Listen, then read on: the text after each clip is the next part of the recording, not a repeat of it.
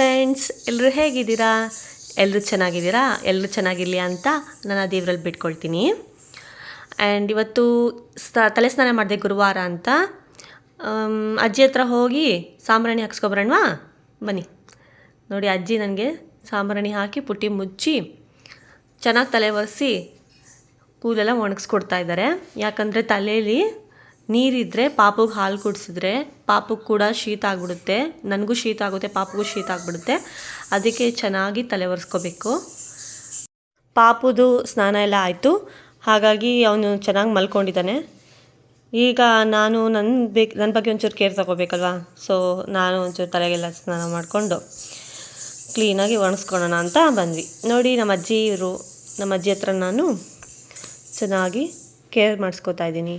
ಅಜ್ಜಿ ನನಗೆ ಚಿಕ್ಕ ವಯಸ್ಸಿಂದನೂ ನೋಡ್ಕೊಳ್ತಾ ಇದ್ರು, ಈಗಲೂ ಅವರೇ ನನ್ನನ್ನು ನೋಡ್ಕೊತಾ ಇದ್ದಾರೆ ನೋಡಿ. ಹಾಯ್ ಫ್ರೆಂಡ್ಸ್, ಇದು ನಮ್ಮ ದೇವ್ರ ಮನೆ, ನಮ್ಮ ಅಮ್ಮನ ಮನೇಲಿರೋ ದೇವ್ರ ಮನೆ. ನೋಡಿ ಎಷ್ಟು ದೇವ್ರುಗಳಿದೆ. ನಮ್ಮ ಮನೆಗೆ ಯಾರೇ ನೆಂಟರು ಬಂದ್ರೂ ಫಸ್ಟು ನಮಗೆ ಮೇನ್ ಅಟ್ರಾಕ್ಷನ್ ಅಂದರೆ ನಮ್ಮ ದೇವ್ರ ಮನೆ. ಯಾಕಂದರೆ ಎಷ್ಟೊಂದು ಫೋಟೋಸ್ ಇಟ್ಟಿದ್ವಿ. ಇನ್ನೂ ಮುಂಚೆ ತುಂಬ ಫೋಟೋಸ್ ಇತ್ತು. ಇಬ್ಬರು ಡ್ಯಾಡಿ ಅಮ್ಮ ಇಬ್ಬರು ಕೆಲಸಕ್ಕೆ ಹೋಗೋದ್ರಿಂದ ಕ್ಲೀನ್ ಮಾಡ್ಕೊಳ್ಳೋಕೆ ಸ್ವಲ್ಪ ಕಷ್ಟ ಆಗುತ್ತೆ ಅಂತ ಸ್ವಲ್ಪ ಫೋಟೋಸ್ನೆಲ್ಲ ತೆಗೆದುಬಿಟ್ಬಿಟ್ಟಿದ್ದಾರೆ. ಎಲ್ಲ ಫೋಟೋಸ್ನೂ ಅಷ್ಟೇ ಕ್ಲೀನಾಗಿ ವಾರಕ್ಕೆ 2 ಸರಿ ತೊಳ್ದು ಪೂಜೆ ಮಾಡ್ತಾರೆ. ಯಾವಾಗಲೂ ಅಷ್ಟೇ ಇಷ್ಟು ದೇವ್ರ ಫೋಟೋನು ಕ್ಲೀನ್ ಮಾಡಿ ಪೂಜೆ ಮಾಡೋದು ಯಾವಾಗಲೂ. ನಮ್ಮ ಡ್ಯಾಡಿನೇ ಎಲ್ಲ ನೋಡ್ಕೊಳ್ಳೋದು ದೇವ್ರ ಮನೆಗೆಲ್ಲ. ನಮ್ಮ ಡ್ಯಾಡಿಗೆ ತುಂಬ ದೇವ್ರ ಮೇಲೆ ಭಕ್ತಿ ಜಾಸ್ತಿ. ಒಂದ್ಸಲಿ ಬೆಳಗ್ಗೆ ಹೋಗಿ ಕೂತ್ಕೊಂಡ್ರೆ 1 ಅವರ್ 2 ಅವರ್ ಆದ್ರೂ ಪೂಜೆ ಮಾಡ್ತಾನೆ ಇರ್ತಾರೆ.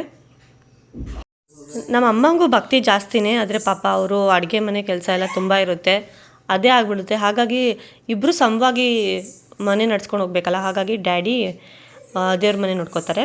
ನೋಡಿ ನನ್ನ ಮಗಳು ಹೇಗೆ ಊಟ ಮಾಡ್ತಾಯಿದ್ದಾಳೆ ಅವಳಾಗೆ ಅವಳು. ಇಲ್ಲಿ ನೋಡಿ ಫ್ರೆಂಡ್ಸ್, ಇದು ಬೈಂಡಿಂಗ್ ಅಂತ, ಅಂದರೆ ಹೊಟ್ಟೆಗೆ ಬಾಣಂತನ, ಅಂದರೆ ಡೆಲಿವರಿ ಆದಮೇಲೆ ಬಾಣಂತನ ಟೈಮಲ್ಲಿ ಇದನ್ನು ಕಟ್ಕೊಳ್ಬೇಕು. ಡಾಕ್ಟರ್ ನನಗೆ ಬರ್ಕೊಟ್ಟಿರೋದು. ಇದರಿಂದಾಗಿ ನಾವು ಗಾಯ ಆಗಿರುತ್ತಲ್ಲ, ಅಂದರೆ ಸೆಕ್ಷನ್ ಆಗಿರುತ್ತಲ್ವ, ಆ ಪಾರ್ಟಿಗೆ ನಮ್ಮ ಬಾಡಿದು ಯಾವುದೇ ಒಂದು ಬೊಜ್ಜಾಗಲಿ ಏನಾದರೂ ಇರಲಿ ಆ ಭಾರ ಬೀಳೋದಿಲ್ಲ, ಹಾಗಾಗಿ ನೋವು ಆಗೋದಿಲ್ಲ.